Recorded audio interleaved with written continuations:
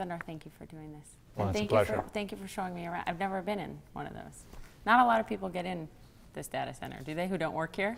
We are pretty careful about it, but it was a pleasure to show it to you. Thank you very much. So let's start really big picture. What is Google today? Are you a search company? Are you an ad company? Are you an AI company? At a core level, we want to be helpful to users in moments big and small through the course of their day. And be it giving you driving directions or be it helping show your photos back when you need it. And we want to do it for billions of users at moments that matter. But you said at Google I/O recently, we're moving from a company that helps you find answers to a company that helps you get things done. Mm-hmm. That left me wanting to know, is the company fundamentally changing because of AI? Because of AI, we can do more, and our users demand more. In the past, they may be okay with just getting an answer, but maybe now, today, if they want to go to a restaurant, they actually want that reservation done. So we are constantly pushing to see how we can save them a little bit more time, give them peace of mind. One of the things that you've talked a lot about is, in your words, the immense responsibility that you think Google has to make the world a better place. And I wonder, in this moment, as we sit here, what do you think the number one thing is that Google needs to do to actually achieve that and to fulfill what you call this immense responsibility? I mean, a few things. We are one of the leading companies in AI, so we're committed to driving AI development responsibly in a way that benefits society. That's a big sense of responsibility we feel. We feel that on the content on our platforms, one of the things we've all grappled with over the past few years is to making sure that the content we have on our platforms is safe and benefits people. And so that's something we feel a sense of responsibility. Protecting user data, the scale at which we operate. We want to keep our user data private, secure, and give them the choice and comfort they need around it. What is the Google moonshot that you think right now has the biggest shot at changing humanity? We are working on something called quantum computing, and it is effectively the next stage of computing we all think of as a moonshot, which will help not just artificial intelligence, but solve many new problems in the world. So it's an example of the kind of moonshot we get excited about. Did you want to be CEO of Google? Like, really, did you want the job? Did you lobby for the job? Because I remember when you were picked, and many people were surprised, many Googlers were happily surprised who had worked with you, but you don't strike me as someone who raised their hand and lobbied for the top job. I mean, it's an opportunity of a lifetime. I just wanted to build products. So for me, I get my satisfaction from bringing day-to-day products which millions of people use. And it's what I was doing. And through the course of that, one day when Larry and Sergey asked me to do this, I felt it was a privilege, but that's how it came about. Were you surprised? Yes, a little bit. I was busy building products, and I quite didn't anticipate where this would go. But and you'd never asked for it? No.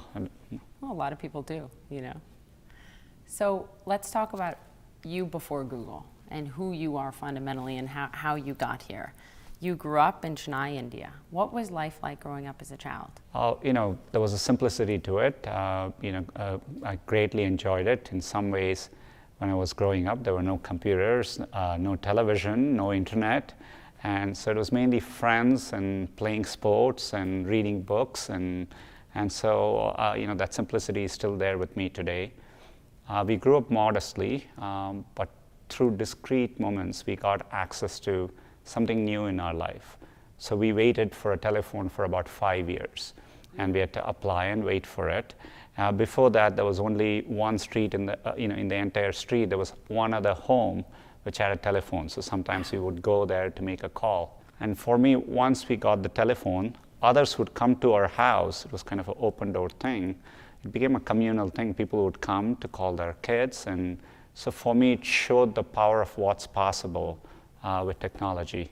Do you remember the first time you touched a computer? When I was in college, and I had to. At Stanford is the first time you touched a computer? In India, when I went to college, I had access to it a very few times. Okay. But when I came to Stanford, there was a time I could actually, had kind of a dedicated computer, and so it was a big moment in my life. There was a drought in India when you were growing up, and that experience still affects you today. Growing up in Chennai, there was severe water scarcity going up, and so they would literally truck water in, and we would collect, couple of gallons of water per day, and we would stand in lines, get water. There was no running water, and that's how, we used it. But I still had a very positive life, and I grew up in a culture where people valued learning, and there was a sense of community around it. So I felt like I had everything I needed. Coming here to the United States to go to Stanford, first time you were on a plane, and you talk about the pretty significant culture shock for you coming to this country.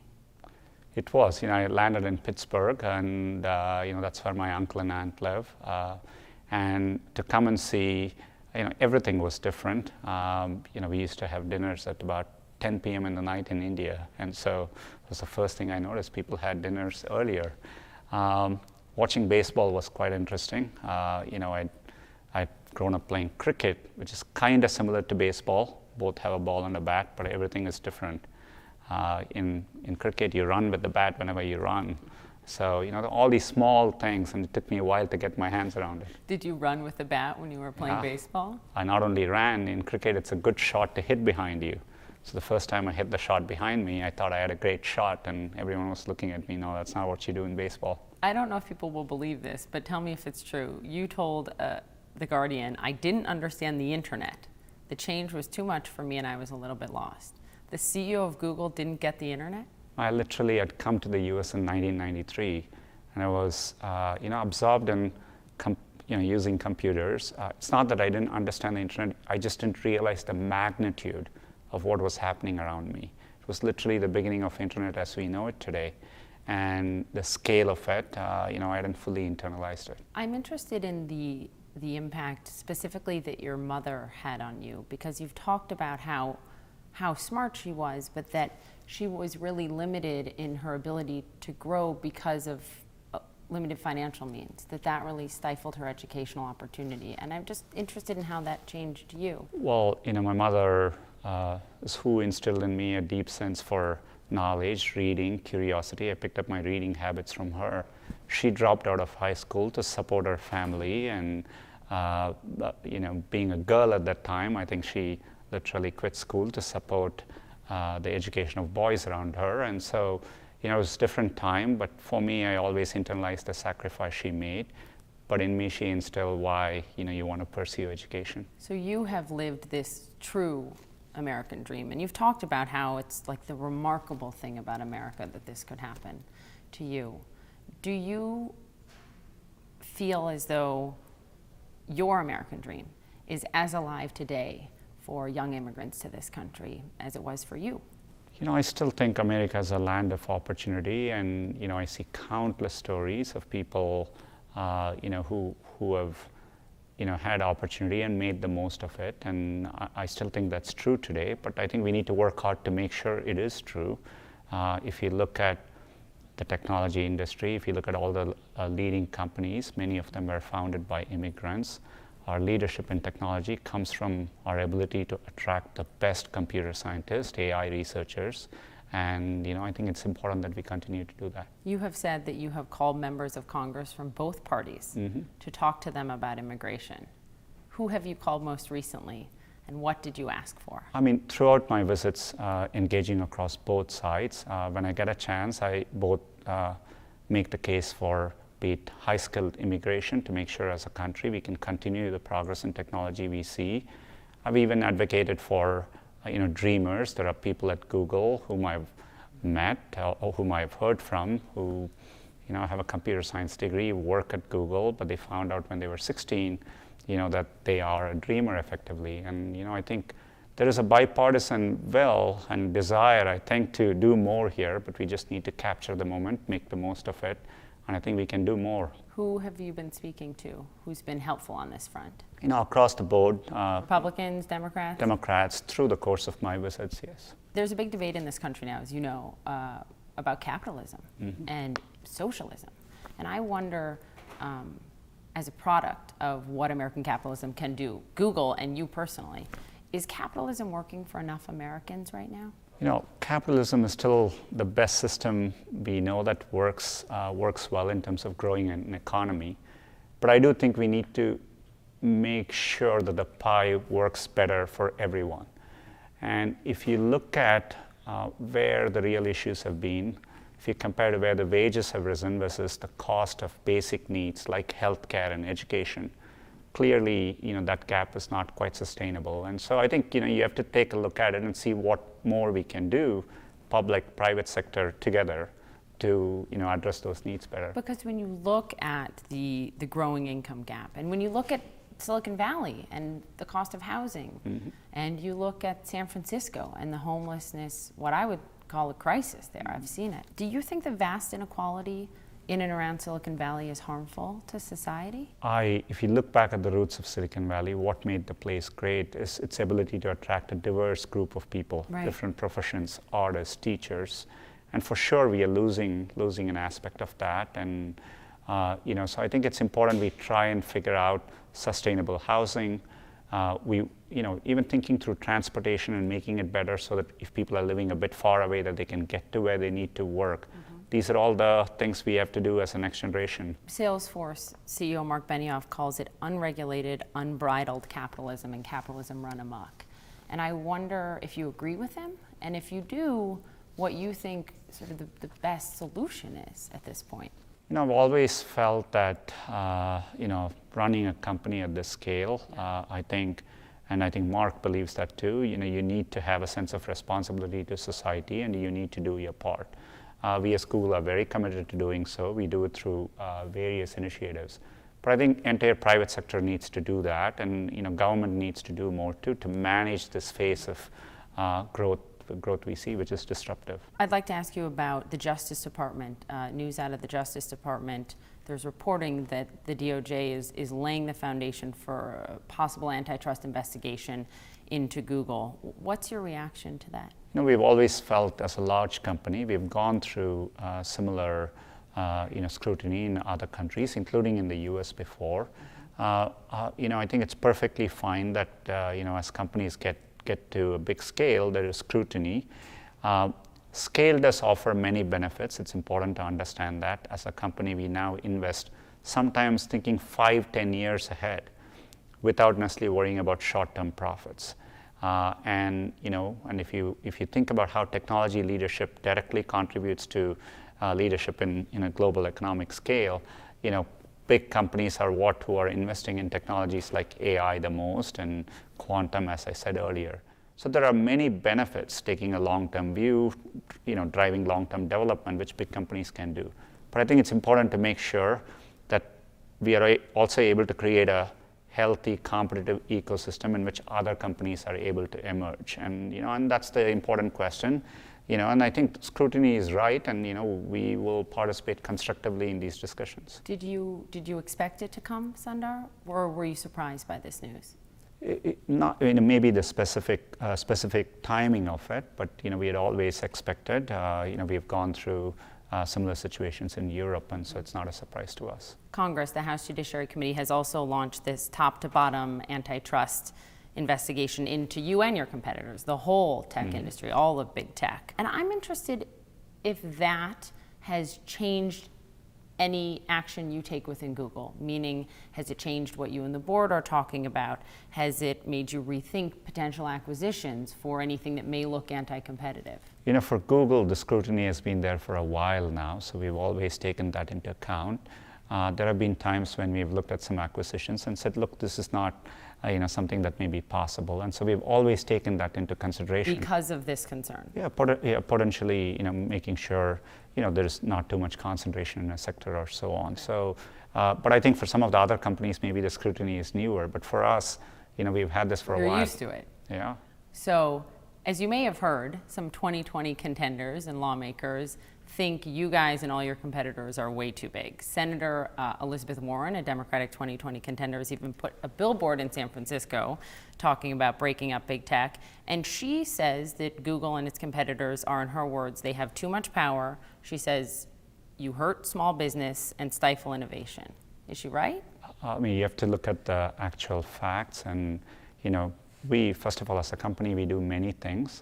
Some areas we are upstarts. We are challenging other established companies. And so, if you look across the breadth of what we do, I think you look at every area, and you look at whether there's other competition and whether users have choices.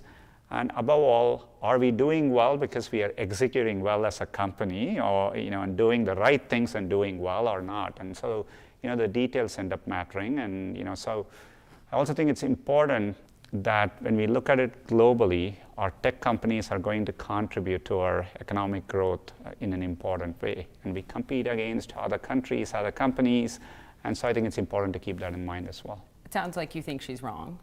I think there needs to be a healthy debate. Right.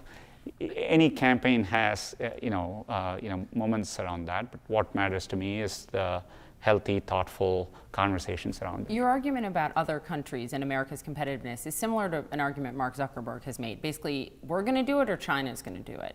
Is that essentially what you're saying? Don't stifle this growth in America or it will go elsewhere? It could. When being in Silicon Valley, for example, I always think, you can't take for granted that you will always be successful. I think you have to earn it. Now there are many countries around the world which aspire to be the next Silicon Valley, and they are supporting their companies too. So we have to balance both. This doesn't mean you don't scrutinize large companies, right, but you have to balance it with the fact that you want big successful companies as well. Well, to that point, I know that you view Google as more than an American company. You view it as a global company. So are you essentially saying, look at us, you've even asked for regulation, for rules of the road, but if we are too squeezed or broken apart, we won't hesitate to build more elsewhere? It basically, I worry that if you regulate for the sake of regulating it, it has a lot of unintended consequences.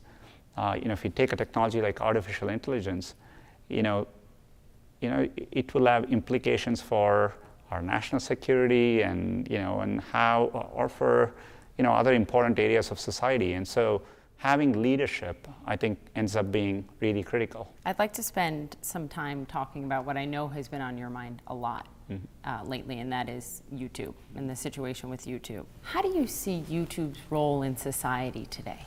To us, YouTube has been a phenomenal platform which gives many people voices. It's a chance for them to reach the world. It's an extraordinary entertainment platform. It is, more than people realize, one of the largest educational platforms in the world. Literally, people learn all kinds of things on YouTube, be it how to play music, how to learn a new language, cook a recipe. We see millions of that happening. Many small businesses use YouTube to literally export their products, make people aware of it. Just yesterday, I ran into the CEO of a company called Strider. They're based in South Dakota. They make kids' bikes, pedal-less bikes with which you can learn. In 10 years, they've sold 2.5 million bikes in 78 countries. 50% of it is exported outside the US. YouTube played a big role in people understanding what the company is about and reaching the world. So we see all of that happening through YouTube. Let's talk about the spread of disinformation and hate on YouTube as well, because that has also risen to the surface. So from anti-Semitism to harassment of LGBTQ individuals, conspiracy theory videos about the Parkland shooting or Sandy Hook. Fundamentally, Sundar, where do you draw the line with YouTube between hate and free speech? It's a line we work hard to get right, and every few years we feel the need to evolve them because we see changes in how the platform is getting used. Just last week we had significant revisions to our hate speech policy. At YouTube, we are very focused on removing harmful content and reducing the spread of what we think of as borderline content. Just last quarter, we removed over 9 million videos, and so it's an ongoing process, but there's more we need to do, and we acknowledge that. Because in America, right, you can't yell fire in a crowded theater. And YouTube has really become our theater. It is the equivalent of, in the real world, people getting together and talking. That can happen in YouTube as well. but it also allows us an opportunity to enforce rules of the road in a way we haven't been able to before as well. So we can use the forces underlying in YouTube and take them in a positive direction as well, which we are committed to doing. I ask because, and you did lay out many new ground rules for YouTube just about a week ago, but even a week after doing that, CNN still found that there were white supremacist, white nationalist videos up from Richard Spencer and KKK leader David Duke. You've hired thousands of individuals to handle this. And I just wonder if, Sundar, you believe that the predicament is so big that this is evidence that there will never be enough humans to take all of these videos down. It is a challenging problem. Even when we announced new policies last week, it will take us some time to go back through our corpus and actually enforce it, so there's a time gap there. But we've gotten much better at using a combination of machines and humans. There are many areas where we have made significant progress. So it's one of those things in which, let's say we are getting it right over 99% of the time, you'll still be able to find examples. Our number is, our goal is to take that to a very, very small percentage, well below 1%, which is what we are working on. But it sounds like you're saying it'll never be 100%. I think any large-scale systems, it's tough. Think about credit card transactions. There is some fraud in the system. So anything when you run at that scale, we have to think about percentages. Today in search, we aim to be 99.109% right. And I hear you on credit card fraud, and I understand that. But for example, violence can erupt from this, right? There was that 2016 incident where someone watched a Pizzagate conspiracy theory video on YouTube and then went and fired shots inside a pizzeria in Washington, D.C. So it's just the fundamental question of how, can AI solve this? Can tech solve this? I am confident we can make significant progress. We've all really been working on this now for the past few years, and AI is getting much, much better. There are some things which are going to be hard because they're actually societal definitions of what's okay, what's acceptable and not, and that's not a technology issue alone. But I do think on areas where we can agree on, enforcement will get better with the help of technology. So when YouTube announced these new rules that it would take down these videos, that included taking down all of those horrible conspiracy theory videos denying the Sandy Hook massacre. But an attorney representing 10 of the families who have family members who were killed in that said that it's too late to undo the harm, and talked about the undue harassment and threats that they had sustained. I just wonder why it took 7 years to realize that those videos shouldn't be up and ads shouldn't be running next to those videos. It's heartbreaking for sure, and all of us would look back and we wish we had gotten to the problems sooner than we did. And there's an acknowledgement we didn't get it right, but I think we became aware collectively of some of the pitfalls here, and since then we've been working hard. We have changed our priorities. And we have put in a lot of effort there, and we'll continue to do that. You said something a few years ago when I was reading some old interviews of yours that really struck me about this moment. And you said, Sundar, I think tech has to realize it just can't build it and then fix it. Do you feel like that's the predicament you guys are in now? Because you did build it, and now this is a huge fix that you're grappling with. It's something we are very conscious of.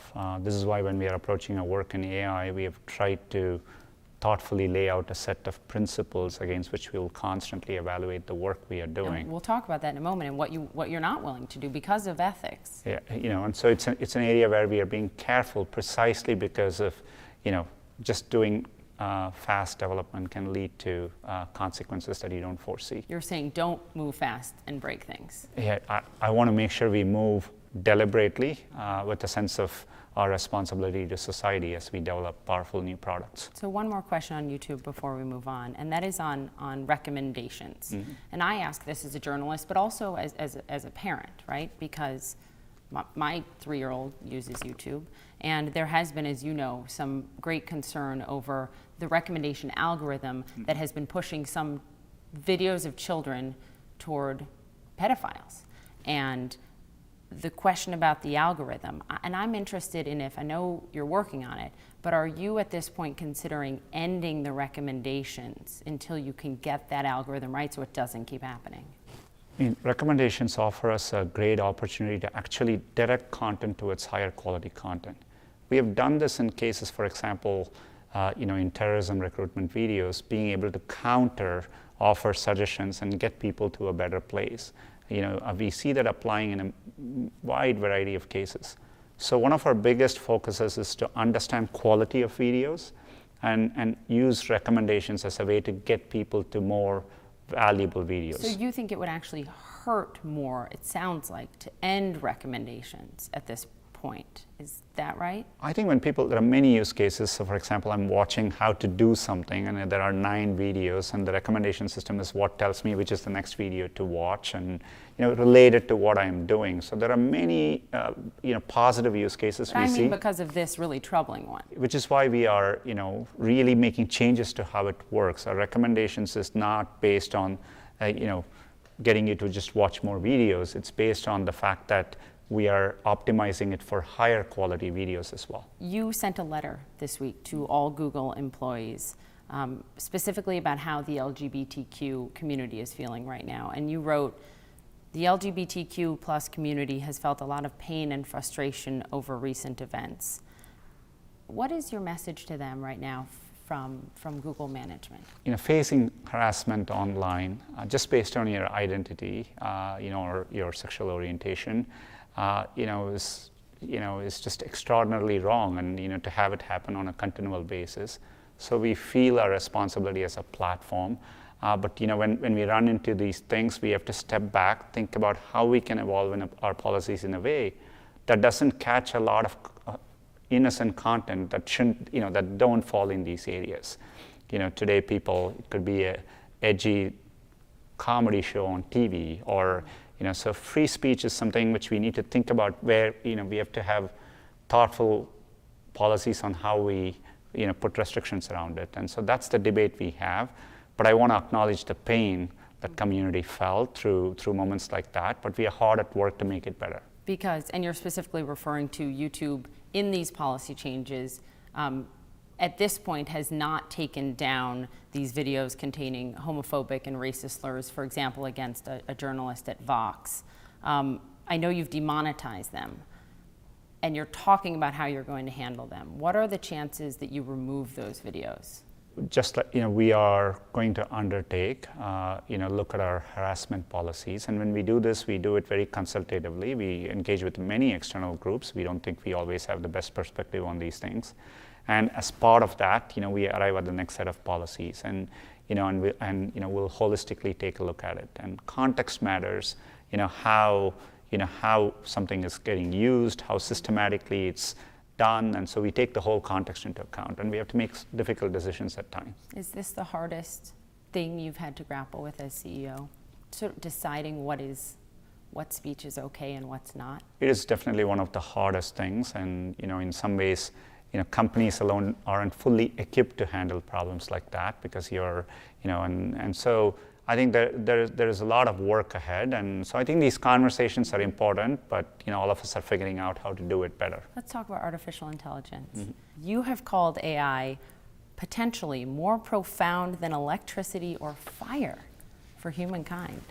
Really? I think so. I think it's one of the most profound technologies we are working on as humanity. Fire and electricity are really good. I like the lights on and the heat in my house. And that's right. And we just saw our data centers working here. And so these are extraordinarily important innovations. And but they had downsides as well. And we've had to work through those downsides. AI ends up being the same. AI is more profound because it'll apply to everything you do. I think it'll increase human knowledge. It'll increase human productivity, and will lead to many positive outcomes. Early detection of cancer is an obvious example to think through, and being able to assist teachers in with better educational tools is a great example. So there are many positive things which will come out of it. You have also said it's fair to be wary about AI. And Elon Musk has said that AI could prove to be, quote, far more dangerous than nukes.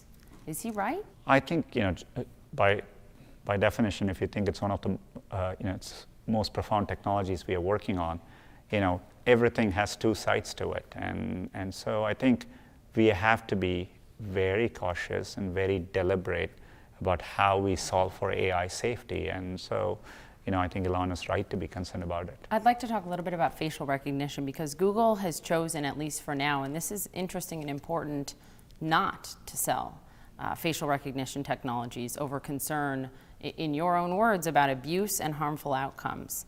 We know that the tech is early stage, that it can show a bias against women and minorities. Talk to me about how you made that decision while your competitors like Amazon are moving full steam ahead. Like, why do you, Sundar, was that the right move? When we set out to step back and think through our AI principles, and we realized there are potential cases in which there isn't a clear regulatory framework around how technology can be used, and that gives us pause and goes back to the earlier conversation. We don't want to do something and then find a few years later it was potentially misused in a very bad way. So it gives us pause, and I think it's a path we have chosen. We wanted to put it out so there's a conversation around the use of facial recognition. There are good use cases for facial recognition, and so but it's important. For example, we have used it to look at maybe movies that are getting made and to see the role of are women represented equally in movies. So you can apply AI in very beneficial ways. But this is an area where I think it's fraught with potential for misuse and bias, as you pointed out. Mm-hmm. So we just want to be a bit more deliberate about it. Kara Swisher has written about Silicon Valley and this idea of chief ethics officers. What do you think? Do you think that big tech, Google, should have chief ethics officers to grapple with all of these things that we're talking about? I view it's the job of the CEO to be the chief ethics officer, given the scale at which technology impacts society. So I view it as a fundamental part of my role. But I think ethics needs to come at all layers of the organizations, and people are developing work, engineers and the marketers working on it, and so I'd rather write our ethical principles, hold ourselves accountable to it, and consult both internally and externally to get feedback on how we make progress. So one ethical decision that you have to grapple with every day, every big tech executive does, is privacy. Mm-hmm. Tim Cook recently said privacy in itself has become a crisis. Do you agree? I think it's very, very, given the scale at which information is flowing, I don't think users have a good sense for how their data is being used. And so I think we've put the burden on users to a large extent. And I think we need better frameworks where users get that comfort that they are in control of their data, how it's used, and they feel like they have agency over it.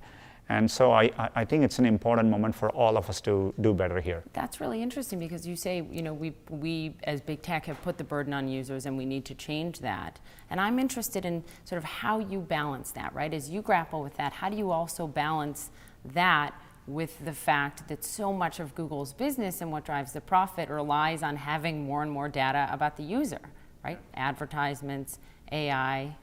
What do you think? Most of the data we need is actually just to provide better services to our users. The data we need for advertising is actually really small. When you type digital cameras into Google, when we show advertisements, we know you're looking for digital cameras, and that is most of the data we need. For advertising, there is little value in holding data for long periods of time because you're buying interest, just constantly evolve, and so the most of the data we use is on behalf of our users to give them information back. But we want it to be their choice. Different people want different ways, and so we are working hard to make it easier for users. And you don't think that will fundamentally harm Google's business? I've never felt, our business is not dependent on, having lots of data on people. I think it's a misconception. You do? Yes. You recently wrote an op-ed, and you wrote, "Privacy cannot be a luxury good offered only to people who can afford to buy premium products and services." Were you talking about Apple? I included even subscription services. We today, for example, we offer YouTube as a subscription service. It doesn't have ads. If you choose to use it. But we don't want to save our privacy protections only for that. Most people around the world will need to use some services for free, and it's important privacy works in those situations as well. And we don't use data from your emails or your photos for advertising. We store your photos so that we can give it back to you when you need it, and that you have peace of mind around your photos. All right, let's talk about China. Is Google currently considering reopening search in China? We have no plans to relaunch search in China. You were thinking about it. You did do work inside of Google to map out what restarting search in China would look like. Are those conversations going on at all now, or is there a 0% chance that Google will restart search in China in the near term?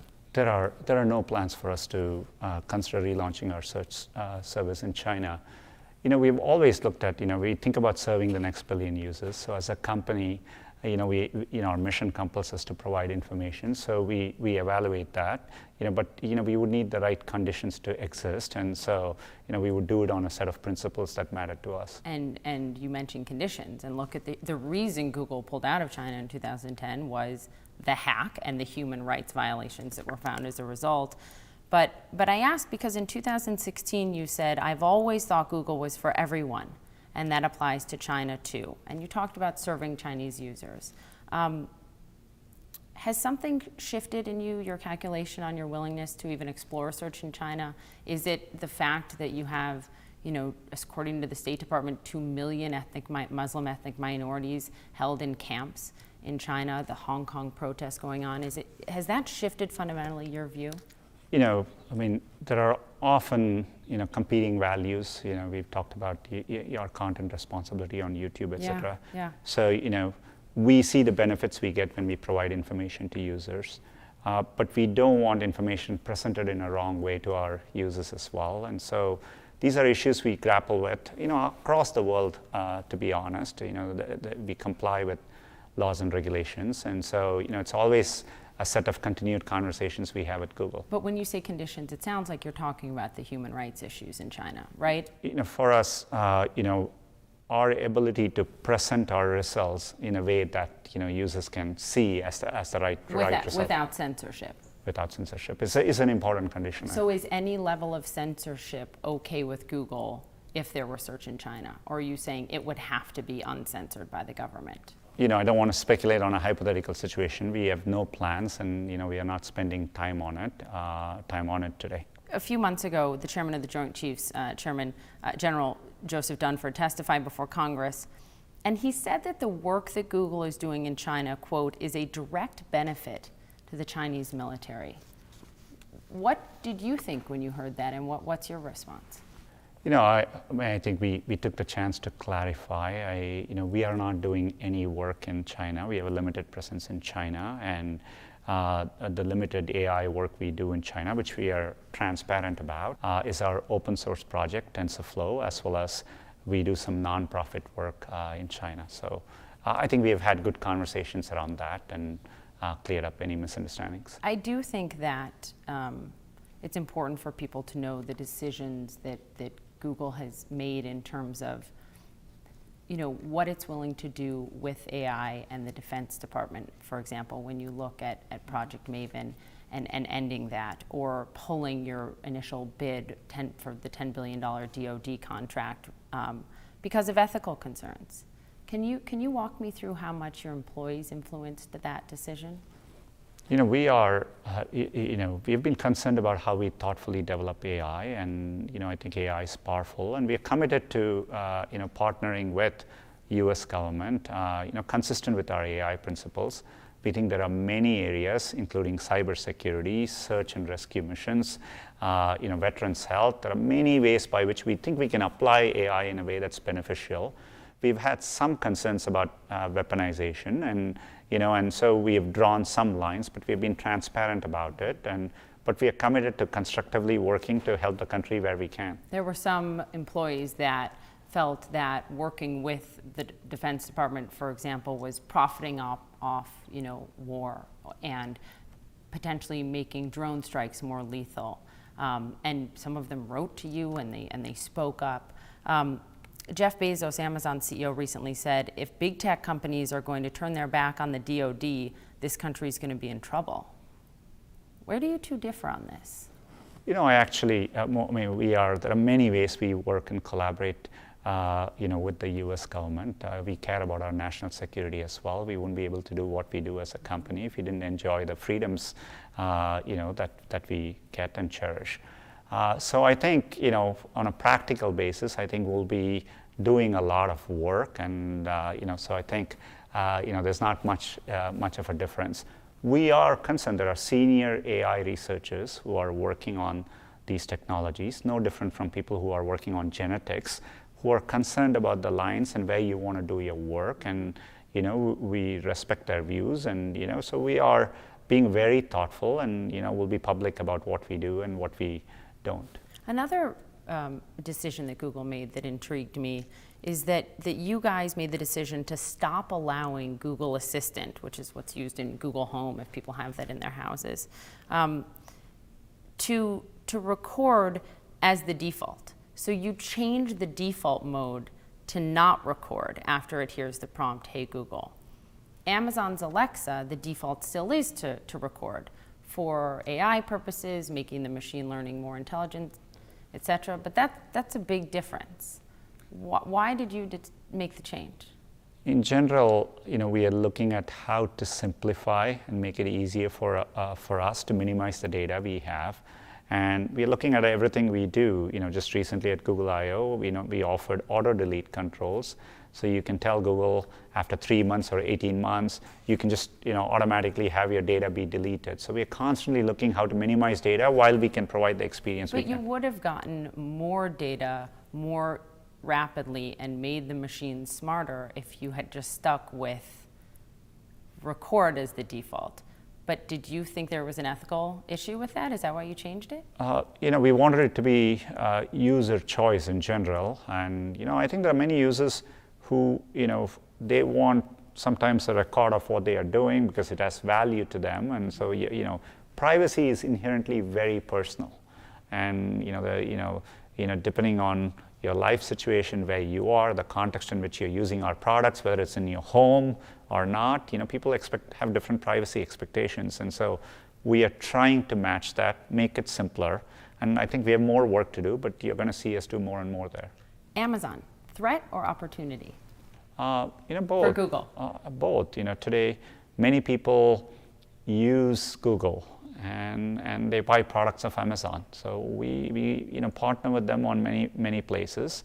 There are areas we compete with them, and I think it's good. There is actually a lot of competition amongst the big companies too, and so that's what gives rise to more innovation, and I think ultimately consumers benefit. Let's talk a little bit about women specifically and diversity. So if you looking at the latest numbers, women make up 33% of Google's global workforce, 26% of leadership positions. Assuming you want to get that to 50-50, I know there's been a lot of work on this front. What is the number one thing you think Google can do to get that to truly equal? I think it comes to ensuring that women have a very inclusive and the right experience when they are at work. We are growing fast, so numbers make it hard to actually find the talent pool at the rate at which we are growing. But we are very committed to that, and this is why we are transparent about, we were one of the first companies to be very transparent about the numbers and share it outside. And then, it's about investing in them, in their career development and supporting their work experience all the way through. It's a big part of the answer, I think. The Labor Department is taking a look at whether Google has underpaid women. And you guys recently did an internal study to that, and YouTube CEO Susan Wojcicki told me a few years ago that she actually personally goes through the salaries at YouTube every so often to make sure that there is not that pay discrepancy. Would you be supportive, Sundar, of legislation requiring big companies like you guys to publicly disclose pay for men and women in similar roles? Would that help? I mean, if we are happy to have transparency with the right structure. You have to look at the data carefully because there are different levels, different geographic regions. This is an area where we invest so many resources to make sure we get it right, and it's one of the most rigorous statistical analysis we do with the right scrutiny at all levels of the company, and we are very confident that we have pay equity within Google. But it's also about not just pay for a given level for both genders, but it's about ensuring that women are able to progress through the organization, because how you get rated, how you're evaluated, how you're promoted, all of that ends up contributing. And where you start, right? That's right, where you start. So one of the big, most public decisions you have had to make so far as CEO is firing a Google engineer who in 2017 wrote an internal memo arguing that women, because of our biology, are just not as good at tech, and that having women in these roles made Google less competitive, argued the gender pay gap was a myth. You fired him, he's suing. I'm interested, we're now in 2019, what did you learn from that? For me, it was important as a company. You just mentioned we're already struggling to make sure women have a truly inclusive experience, getting the representation and making sure they can progress at all levels of the company. I do think they face headwinds today, particularly in the tech industry. So I felt an increased sense of burden around making sure we create the right environment around all of that. So speaking about that, I know that you think a lot about the employees' situation after the walkout. Last year, about 20,000 Google employees in about 50 cities walked out to make a point on a number of issues, but largely on the handling of some sexual harassment situations and at the company. This is following Andy Rubin leaving with a $90 million payout, and Google not talking about that publicly after sexual misconduct that he denies. You told the New York Times last year, we're taking steps to do better. Can you talk to me a little bit about what has changed since the walkout? We had initiated many changes even leading up to that moment, but we took that moment as clearly acknowledging that we need to do a lot more. We heard from a lot of people, women and men, about how things can be done better. One of the most important decisions I made was ending the requirement for forced arbitration. Right. And to be clear, even through arbitration, we didn't have confidentiality provisions, but we ultimately decided it's better for employees to have that choice. And so that was one of the bigger decisions we made. Did the walkout make Google a better company? I think so. I think our employees clearly spoke up at a moment when the company hadn't gotten it right, and and I think there were many people across the company who participated in support of that, and I think it's a good part of our culture that we were able to acknowledge something publicly and then work hard to get things better. Two of the organizers behind the walkout have publicly said that these women, Meredith and Claire, felt backlash for their role. One of them just left, Claire, and she wrote about what she felt and why she felt like she couldn't stay. She talked about the head of her department branding her with a scarlet letter. Does that concern you, and is that being investigated? Like, are you worried that even though you say it makes the company better, are you at all worried that individually from their management, some people are saying they're feeling backlash? I mean, when you run a company at scale, it's extremely important to me that there's no retaliation at the company. I take it very seriously. We have very rigorous processes with multiple levels of oversight on something like that, which is important. I can't comment on individual cases, but it's something we take very seriously, and we want to be a leading company in terms of how people experience Google. All right, I'd like to talk about the election and election security, because this is so important to Google. You talked a lot about it in your congressional testimony and your commitment to it as a company for the sake of the democracy. What do you see as the biggest risk to security for the 2020 election? Is it these deep fake videos? I mean, this is an area we've invested a lot. I think it's worth acknowledging, be it the 2018 midterm elections, or we just had one of the largest democratic processes, elections in India, over a month and a half. And we think we all the effort we put into it, have paid dividends. So it's something we have to be very vigilant. There could be new ways in which misinformation gets disseminated.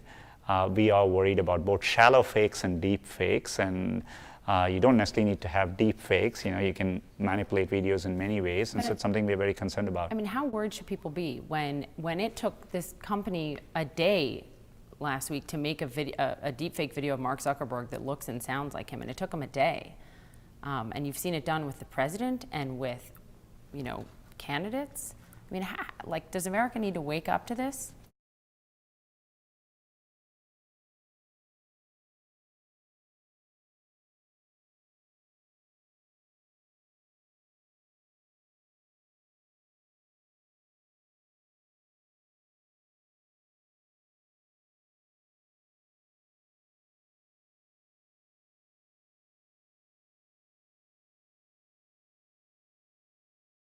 You met with the president recently, and he has said multiple times that Google News searches are rigged, that they're against conservatives. Were you able to change his mind? Did you guys talk about that? We had a productive conversation. I understand the concerns. There's a lot at stake politically across both sides, and we have had concerns in various ways expressed across both sides. We are very committed. This is what we do as a company. We provide accurate and trusted and relevant information. We do this based on what our users tell us. We evaluate it using search raters representatively across the United States and globally. So, I had a good conversation both with the president and others when I meet, explaining how we do our work and our commitment to approach our work in a nonpartisan way. All right, as we wrap up, just a few big picture questions. Let's talk about making the world better. You told the New York Times there's no better time to be alive. Has technology made our world a better place, a safer place, a smarter place? It does. I mean, progress is tough to see, but anyway, when you step back and take a long-term view, we are clearly making progress, but the stakes have gotten higher too. What is the most important lesson you've learned running Google?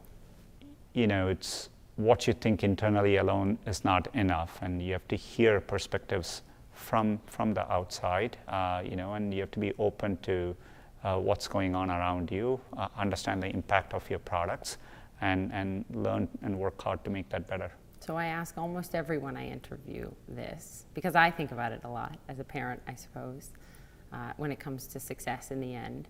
What do you want your children to say about you one day? Two things: that that dad loved what he did, approached his work with a passion, and I think had a genuine care and concern for how the work impacted people around him. Sundar, I so appreciate your time, and I wish you guys luck. Thank you very much.